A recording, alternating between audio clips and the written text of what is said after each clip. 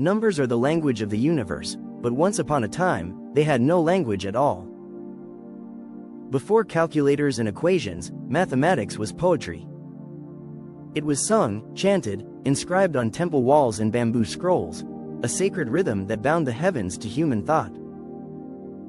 And somewhere between India's slokas, Greece's geometry, and Baghdad's golden libraries, a new kind of mathematics was born, one that could think, reason, and imagine. It was called Algebra, the art of bringing parts together. This is the story of how words became symbols, and how symbols became the foundation of science.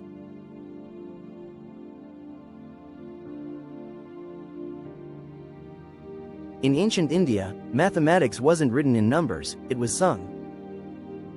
The Solba Sutras, dating back more than 3 millennia, hid geometry inside Sanskrit verses. The diagonal of a rectangle produces both the areas which the two sides produce separately.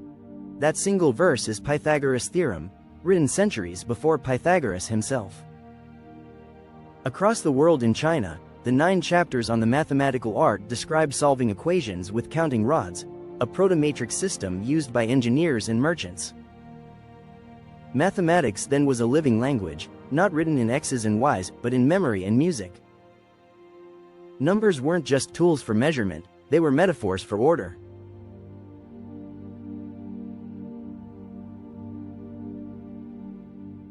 Then came the Greeks, Pythagoras, Euclid, Diophantus. They gave numbers shape. They turned mathematics into geometry, and geometry into philosophy. Euclid's Elements, written around 300 BCE, was the first great system of logic, a structure of axioms, theorems, and proofs that would define rational thought for 2,000 years. Mathematics was no longer about building or trading, it became pure reasoning. But the Greeks feared the unknown, the x, the zero, the negative. For them, numbers had to be visible, countable, tangible.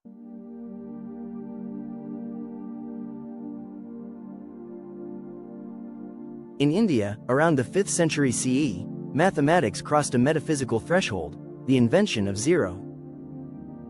In the Bakshali manuscript, Indian mathematicians used a dot for zero and letters as placeholders in calculations, the earliest glimpse of symbolic thought.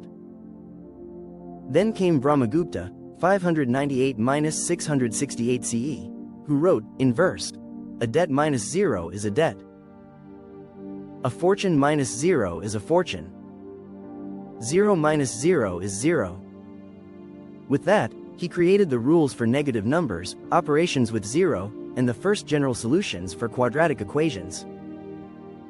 Mathematics had moved beyond counting. It now described relationships, the invisible harmony between things. Where the Greeks had feared nothingness, India made nothing divine.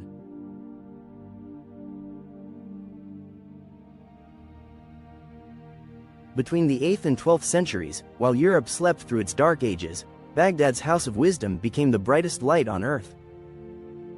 Arabic scholars translated Greek geometry, Indian arithmetic, and Persian astronomy, and fused them into something greater. In the 9th century, Muhammad ibn Musa al-Khwarizmi wrote his book, Kitab al-Muqtasar fi Hisab al-Jab wal-Muqabala, the compendious book on calculation by completion and balancing. From al-Jab came algebra. From al-Khwarizmi came algorithm. He showed that letters could represent unknowns, and equations could be solved through logic rather than geometry. He described how to solve x squared plus 10x equals 39 by completing the square, a technique every student still learns today. This was revolutionary. Mathematics was no longer bound to figures or shapes, it had become language. It became a logic of symbols, capable of describing anything.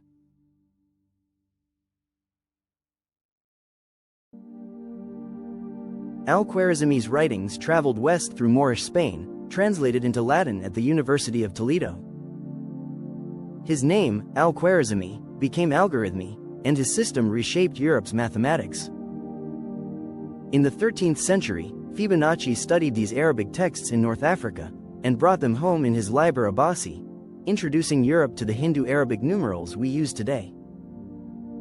Then came the Renaissance, and with it, symbolic algebra. François Viet introduced letters for unknowns and constants. René Descartes added x, y, z, and the equal sign. Mathematics became a language of logic, capable of describing motion, gravity, energy, even thought itself. From there, algebra became the grammar of the universe. Einstein's E equals mc squared. Schrödinger's psi. Maxwell's equations. Machine learning algorithms. Every equation is a descendant of algebra, the act of bringing together what was once apart.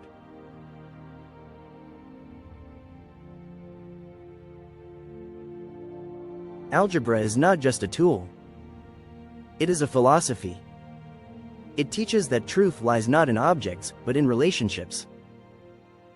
That meaning lives not in what we see, but in how things connect. It began as a song, became logic, and evolved into science. And every time we write a simple equation like x plus 2 equals 5, we are speaking a language that took humanity 5,000 years to invent.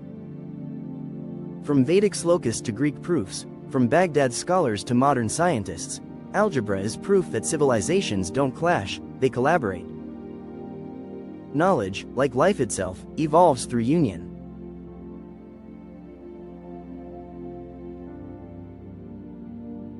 Every formula is a story. Every equation, a poem written in symbols.